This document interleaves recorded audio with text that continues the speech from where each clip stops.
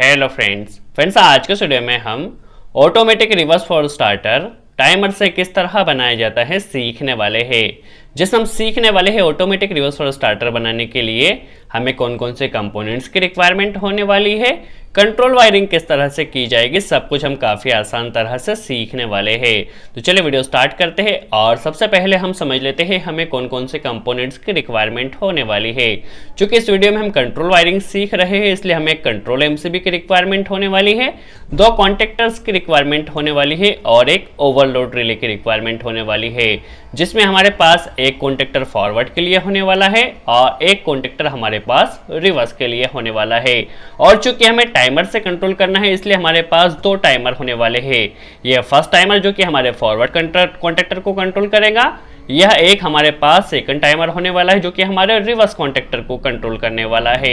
इसके अलावा हमें एक start push button stop push button NC की रिक्वायरमेंट होने वाली है, एक स्टार्ट पुश बटन एनओ की रिक्वायरमेंट होने वाली है।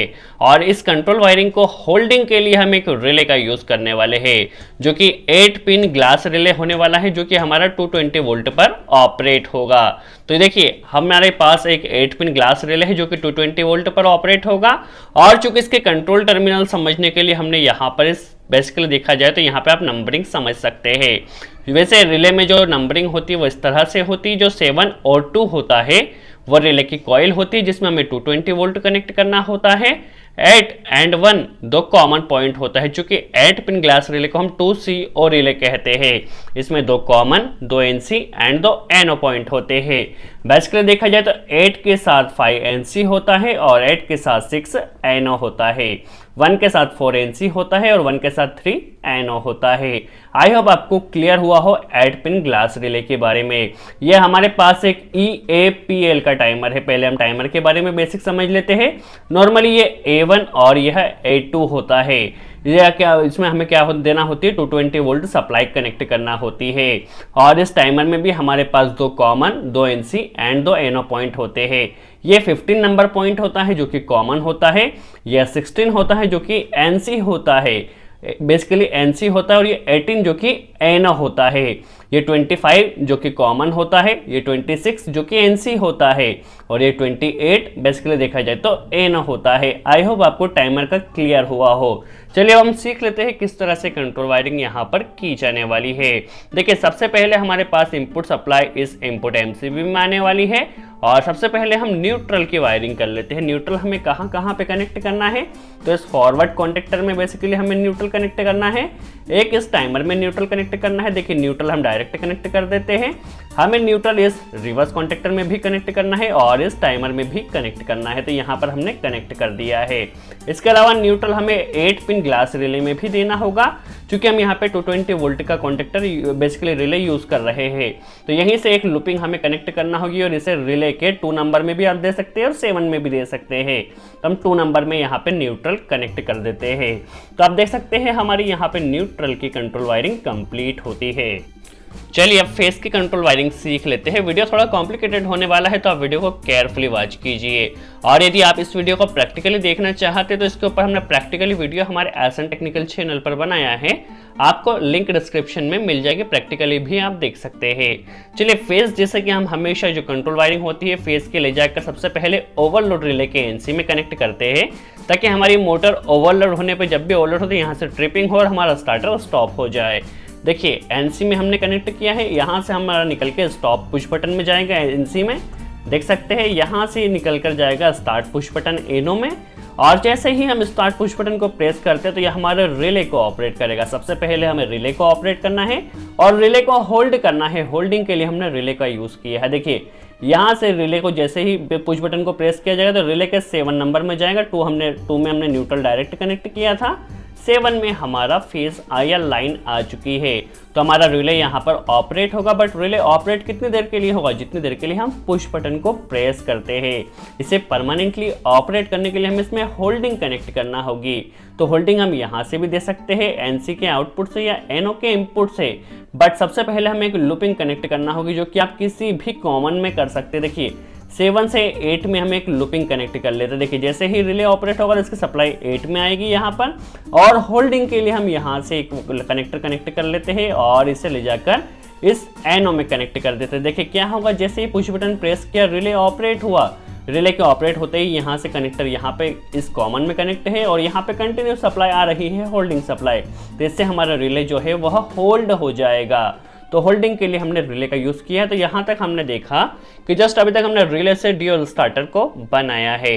अब हमें ऑटोमेटिक रिवर्स फॉरवर्ड स्टार्टर की कंट्रोल वायरिंग समझना है। यहाँ पे आप वीडियो थोड़ा केयरफुली वॉच कीजिए। देखिए यहीं से हमें जो कंट्रोल वायरिंग स्टार्ट करना है वो रिले के एनो पॉइंट से या कॉमन पॉइंट से यूज़ करना है। देखिए रिले के जो यहाँ पे हमने जो कॉइल में कनेक्ट किया यहीं से एक लूपिंग लेना है और इसे हमें कॉमन में कनेक्ट कर देना है।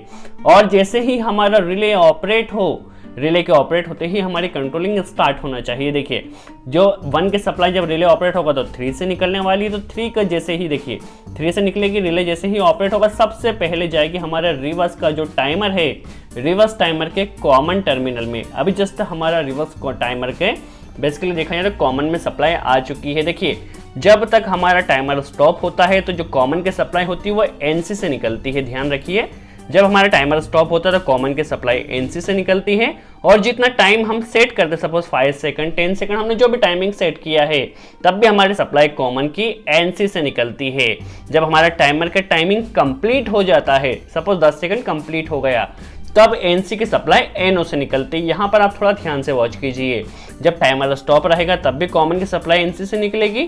जब टाइमर का टाइमिंग स्टार्ट होगा 5 सेकंड 10 सेकंड जो भी है, तब भी कॉमन की सप्लाई एनसी से निकलेगी। और जैसे ही टाइमर की टाइमिंग कंप्लीट होती है उस कंडीशन में कॉमन की सप्लाई एनओ से निकलने वाली है। आई होप आपको क्लियर हुआ हो। देखिए अभी हमने क्या किया, अभी टाइमर को ऑपरेट नहीं किया, जस्ट कॉमन में सप्लाई किया है। और यहाँ से जैसे कि टाइमर जब स्टॉप है तो कॉमन की सप्लाई एनसी से निकलेगी। तो कॉमन की सप्लाई एनसी से निकलकर इसे हमें क्या करना है, इस फॉरवर्ड टाइमर को ऑपरेट कर देना है। तो यहाँ पर हमारा फॉरवर्ड टाइमर ऑपरेट हो चुका। अब हमें क्या करना है, जितना टाइमिंग हमने इस टाइमर में सेट किया है उतनी देर के लिए हमारा फॉरवर्ड कॉन्टेक्टर ऑपरेट होगा। जितना टाइमिंग हमने इस टाइमर में सेट किया है उतनी देर के लिए हमारा रिवर्स कॉन्टेक्टर ऑपरेट होगा। और जस्ट हमें स्टार्ट सिर्फ एक बार ही करना होगा। एक बार हम पुश बटन प्रेस कर देंगे, उसके बाद ऑटोमेटिकली हमारा starter forward and reverse automatically control होता रहेगा जब तक हम इसे स्टॉप ना कर दे। देखिए अब हमें क्या करना है, इसके कॉमन में बेसिकली हमारा टाइमर ऑपरेट हो चुका है। सपोज हम 10 सेकंड के लिए मोटर को फॉरवर्ड में रन करना चाहते हैं, तो देखिए कॉमन के जो कॉइल की सप्लाई हो जाएगी हमारे कॉमन में। देखिए अब इस कॉमन के सप्लाई जब टाइमर हमारा ऑपरेट हो चुका है, सपोज 10 सेकंड हमने सेट किया है, तो 10 सेकंड तक सप्लाई कॉमन की एनसी से निकलेगी यहाँ से। तो देखिए यहाँ से सप्लाई निकली यहाँ से और यह जाएगी, इससे हमें फॉरवर्ड को ऑपरेट करना है, बट इसमें हमें इंटरलॉकिंग भी करना है। तो इंटरलॉकिंग के लिए यहाँ से सप्लाई जाएगी और रिवर्स का एनसी पॉइंट यूज करने वाले हैं हम इंटरलॉकिंग के लिए, ताकि एट ए टाइम हमारा कोई भी एक कॉन्टेक्टर ऑपरेट हो। देखिए इस रिवर्स के एनसी से सप्लाई आएगी और यह जाएगी हमारे फॉरवर्ड की कॉइल में। देखिए फॉरवर्ड कॉन्टेक्टर में न्यूट्रल हमने डायरेक्ट कनेक्ट किया था और फेज इस टाइमर के द्वारा आया है। देखिए 10 सेकंड के लिए हमने सपोज फॉर एग्जांपल 10 सेकंड लिया है, तो जैसे यहाँ पे 10 सेकंड कंप्लीट होते हैं तो हमारे यहाँ से सप्लाई कट जाएगी और हमारा फॉरवर्ड कॉन्टेक्टर है वह यहाँ से कट हो जाएगा। तो हमारा फॉरवर्ड कॉन्टेक्टर उतनी ही देर के लिए रन होगा जितना हमने टाइमर में यहाँ पे टाइमिंग सेट किया है। अब देखिए सपोज जैसे ही टाइमिंग हमारी कंप्लीट होती है, 10 सेकंड कंप्लीट हो गया है, तो यहाँ की सप्लाई कट हो जाएगी जिससे फॉरवर्ड कॉन्टेक्टर स्टॉप हो जाएगा। अब सप्लाई आएगी हमारे एनो टर्मिनल में। तो एनो बेसिकली देखा जाए तो यहाँ से एनो से जो सप्लाई आने वाली सबसे पहले जाएगी हमारे इस रिवर्स टाइमर की कॉइल में जाने वाली है। देखिए जैसे ही टाइमिंग कंप्लीट हुआ तो सप्लाई यहाँ पर आई और इसने जाके रिवर्स टाइमर को ऑपरेट किया है। अब आप देख सकते हैं रिवर्स टाइमर की टाइमिंग अब स्टार्ट हुई। जब इसकी टाइमिंग कट हुई है तब रिवर्स की टाइमिंग स्टार्ट हुई है। देखिए जैसे ही हमारा रिवर्स टाइमर स्टार्ट हुआ है तो रिवर्स टाइमर के साथ हमारा रिवर्स कॉन्टेक्टर ने भी पिकअप होना चाहिए। तो हमारा रिवर्स कॉन्टेक्टर उतनी ही देर के लिए चलेगा जितना हमने इसमें टाइमिंग सेट किया है। सबसे पहले हमें क्या करना है, इस रिवर्स कॉन्टेक्टर को ऑपरेट करना है। तो यहीं से हमें एक सप्लाई को कनेक्ट करना है जहां से हमारा इस टाइमर में सप्लाई गई है। देखिए यहीं से हम एक कनेक्टर कनेक्ट कर लेते हैं और इसे ले जाकर फॉरवर्ड की एनसी से ले लेते हैं, क्योंकि हमें इसमें इंटरलॉकिंग करना है। तो इंटरलॉकिंग के लिए हमने एनसी से लिया है और यहीं से एनसी से सप्लाई निकलेगी और यह जाएगी हमारे रिवर्स की कॉइल में। तो देख सकते हैं हमारा रिवर्स कॉन्टेक्टर यहाँ पर ऑपरेट हो चुका है। अब इसकी वर्किंग किस तरह से होगी, वर्किंग हम समझ लेते हैं। देखिए सबसे पहले जैसे ही हमने रिले को ऑपरेट किया तो रिले को ऑपरेट करते ही यहाँ से हमारा को टाइमर के एनसी से सप्लाई निकली और यहाँ से हमारा फॉरवर्ड का टाइमर ऑपरेट हो चुका है। फॉरवर्ड के टाइमर से हमने फॉरवर्ड का कॉन्टेक्टर ऑपरेट कर दिया है। जितनी टाइमिंग हमने यहाँ पे टाइमर में सेट की है उतनी टाइमिंग तक हमारा फॉरवर्ड कॉन्टेक्टर ऑपरेट होगा। जैसे ही टाइमिंग कंप्लीट होते ही हमारा रिवर्स टाइमर ऑपरेट होगा। रिवर्स टाइमर के ऑपरेट होते ही यहाँ पे हमारा रिवर्स का कॉन्टेक्टर भी ऑपरेट होगा। जैसे ही हमारा रिवर्स टाइमर, सपोज हमने 10 सेकंड सेट किया है, जैसे ही हमारा रिवर्स टाइमर का टाइमिंग कंप्लीट होता है तो हमारी यहाँ से देखिए रिवर्स टाइमर का जैसे ही टाइमिंग कंप्लीट होगा तो कॉमन की सप्लाई फिर एनसी से निकलेगी और यह सप्लाई हमारी यहाँ पे कट हो जाएगी क्योंकि हमारा टाइमर ऑपरेट हो जाएगा फॉरवर्ड वाला। और जैसे ही फॉरवर्ड का टाइमर हमारा ऑपरेट होगा तो ये सप्लाई हमारी कट जाएगी, रिवर्स टाइमर स्टॉप हो जाएगा। रिवर्स टाइमर के स्टॉप होने से रिवर्स कॉन्टेक्टर भी स्टॉप हो जाएगा और हमारा फॉरवर्ड टाइमर और फॉरवर्ड कॉन्टेक्टर ऑपरेट हो जाएगा 10 सेकंड तक। फिर ये ऑपरेट होगा, जैसे ही 10 सेकंड कंप्लीट होगा रिवर्स का हमारा टाइमर ऑपरेट होगा और रिवर्स का कॉन्टेक्टर भी ऑपरेट होगा और ये प्रोसेस कंटिन्यू चलती रहेगी। यदि आप इस वीडियो को प्रैक्टिकली देखना चाहते हैं तो लिंक आपको डिस्क्रिप्शन में मिल जाएगी, आप जाकर देख सकते हैं। सो आई होप आपको क्लियर हुआ हो किस तरह auto reverse for starter timer के साथ बनाया जाता है। यदि वीडियो अच्छा लगा हो तो लाइक का बटन जरूर प्रेस करें, कोई डाउट हो तो कमेंट्स में जरूर पूछे। सो आज के लिए इतना ही।